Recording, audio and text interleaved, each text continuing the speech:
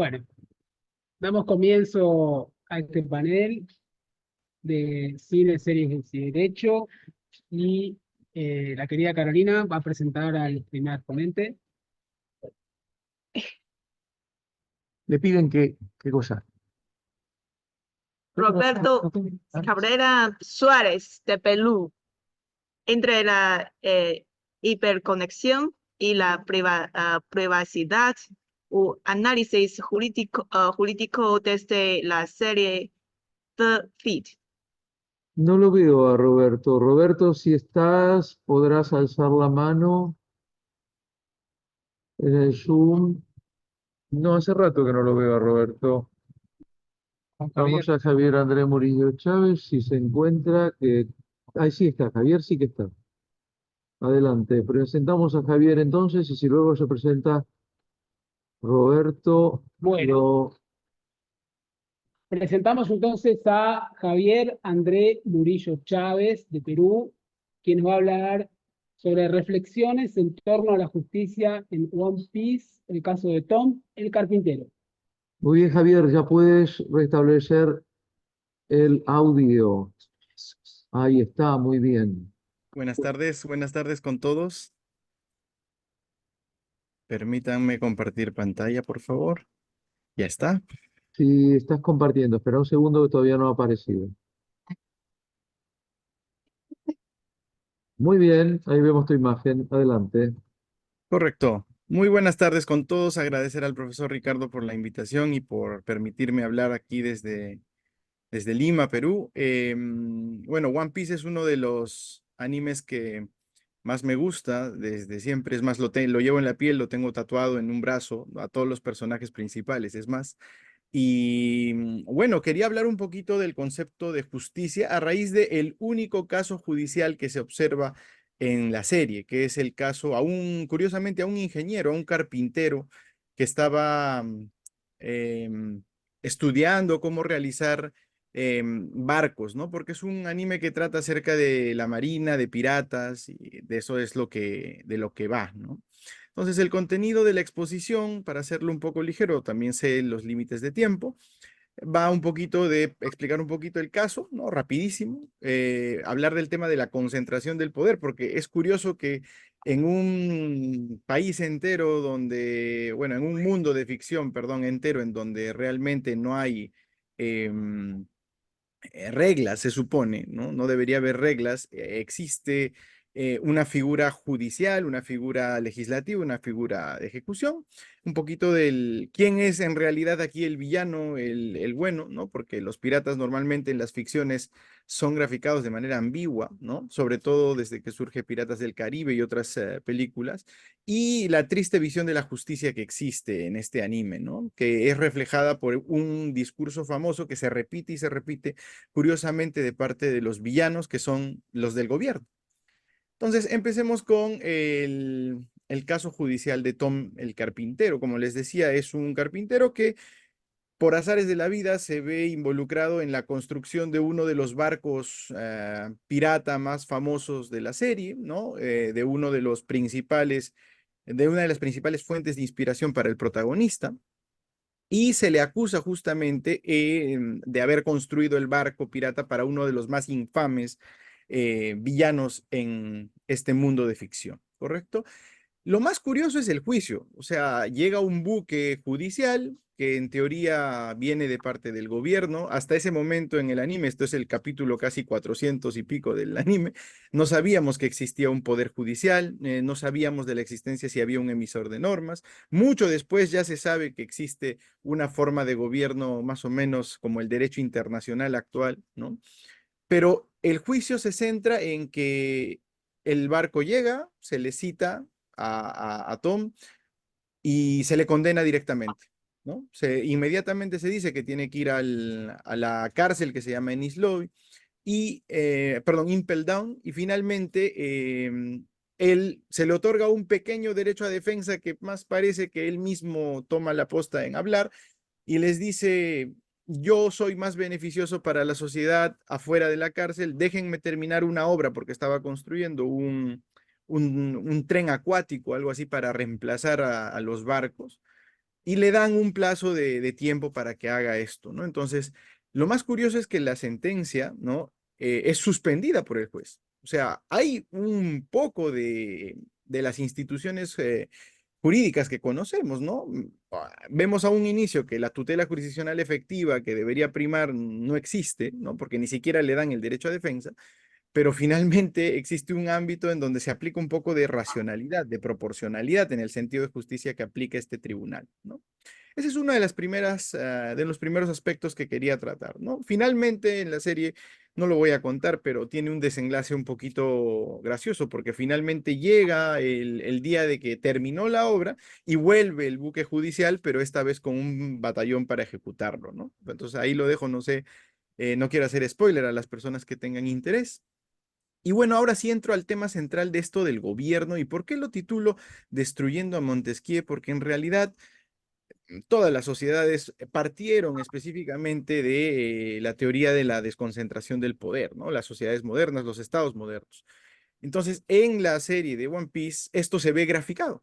Esto que estamos viendo es donde un nuevo rey de un nuevo reino que aparece, ¿no? Viene a clavar su espada para ceder esa cuota de poder en este ámbito internacional. Y se dice que todas las espadas que están clavadas ahí, ¿no?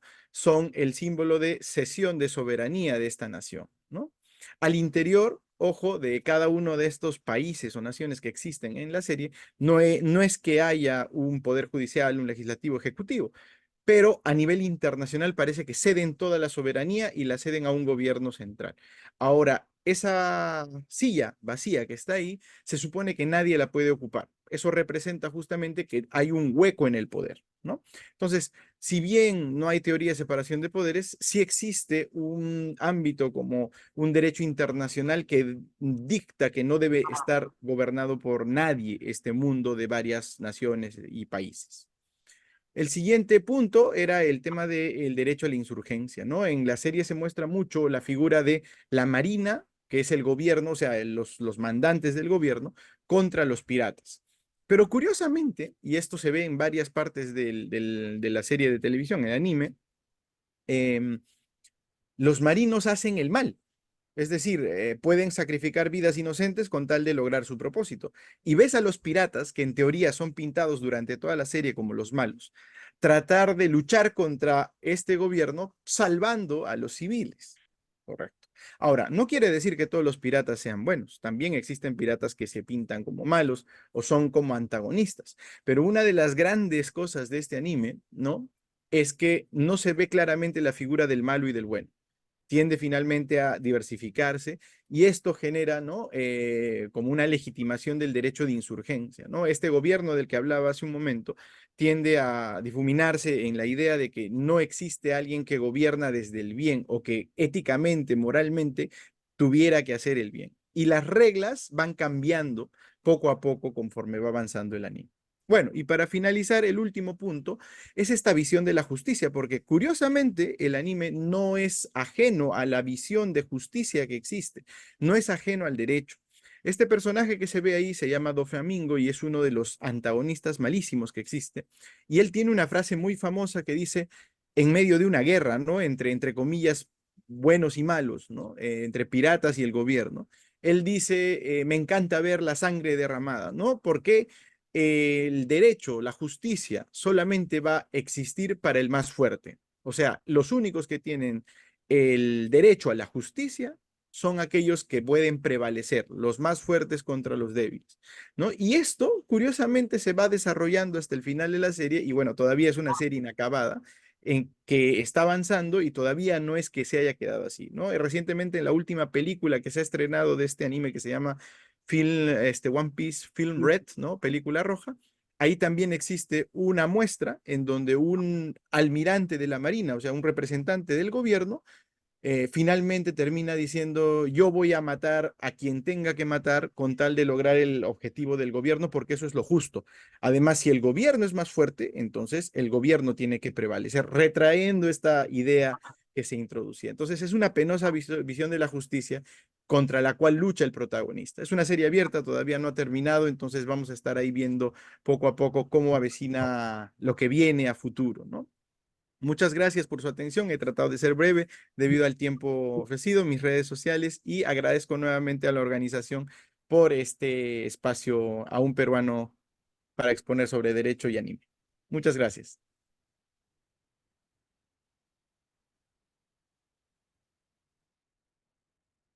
Muchas gracias. Ahora vamos a pasar a Estefanía Paula Cuello, quien nos va a hablar sobre el techo de cristal en el nuevo Star Wars, relaciones de poder y género en las series del Filoniverse. Estoy cargando, Estefanía. Bueno, Tranquila. Voy a ver. mientras carga el PowerPoint voy a recuperar la frase del colega peruano sobre permitirle a un peruano hablar de derecho en un ambiente como este. Yo cuando era más joven y mucho más ingenua pensaba que estos espacios estaban absolutamente legitimados y que tenían cierta permanencia en el tiempo, que era indiscutible y que eran intocables. A 40 años de la vuelta de la democracia en Argentina y con epistemologías con las cuales yo me siento más cercana, y muchas de las personas que nos acercamos a los espacios de derecho crítico nos sentiríamos más cómodos que incómodos, me doy cuenta que estos espacios en realidad son más bien excepciones a las reglas generales de la región en las universidades de derecho, y entiendo más cuando Ricardo maldecía en un momento a las funciones de las facultades de Derecho en seguir reproduciendo operadores jurídicos, sino por ahí personas que reflexionemos. Ahora valoro lo importante de estos espacios. Yo vengo a hablar de un tema vinculado a una epistemología feminista, que son las relaciones de poder y género, en el Filoniverse. Estoy planteándome desde el universo de Star Wars, que es una serie norteamericana. Star Wars surge en la década del 70 con la primera trilogía de películas, cuando en Estados Unidos justamente se legitima a través de un fallo constitucional de la Corte Federal la posibilidad del aborto. Es cuando el feminismo de la tercera ola, digamos, de alguna manera, entre segunda y tercera norteamericano, está con más regambre. Entonces vamos a ver qué va a pasar con esos personajes femeninos. El universo Star Wars fue comprado por Disney, una compañía que se ha dedicado al entretenimiento, es que es paradigmática, y ha conseguido un excelente guionista, excelente para los que somos fans de este universo, que es Dave Filoni. Por eso es el Filoniverse, porque es el universo creado por Dave Filoni, que está compuesto por una cantidad de series que se prepararon con un presupuesto muy interesante para el streaming de la plataforma norteamericana y ya internacional Disney, y que también va a tener personajes tanto masculinos, de otras especies, femeninos, etc. Entre ellas, bueno, las más destacadas, las últimas, son Clone Wars, Ahsoka, Rebels, Mandalorian, el libro de Boba Fett. Allá en los 70, cuando arranca Star Wars, los dos personajes femeninos que van a destacar van a ser madre e hija respectivamente. Vamos a introducirnos en distintas etapas de un movimiento político que va desde la caída de la República, el surgimiento del Imperio, la caída del Imperio, después va a aparecer la Nueva República ya cuando la franquicia pertenece a Disney. Leia Organa, que va a ser una de las protagonistas, una de las hijas de Darth Vader, la vamos a ver en su faz política, como rebelde, como sometida, secuestrada, como ya en la vejez como la líder de la resistencia de la Nueva República, al que participa su propio hijo, el que va a tener con el personaje de Han Solo. Padme Amidala es su madre, la vamos a ver en la trilogía original. Muere en el parto, muere de tristeza en el puerperio inmediato, y también la tenemos representada como resistente, como líder, pero siempre también muy sexualizada, y uno dice, bueno, es parte del paradigma de la época. Cuando ya nos metemos en el Filoniverse, nos damos cuenta que si bien la compañía para la que Dave Filoni escribe, y Dave Filoni es muy admirado, porque es un gran conocedor del canon de Star Wars, y de lo que también son las historias no canónicas de Star Wars. Uno podría imaginarse que ya entonces, en este producto escrito para un momento específico, con determinada normativa jurídica que tiene pretensiones de responder a una agenda que está atravesada a una agenda de diversidad, a una agenda de igualdad entre sexos, que responde a políticas que abordan problemáticas de la teoría del sexo-género, nos encontramos con que vuelve a aparecer un disciplinamiento cultural.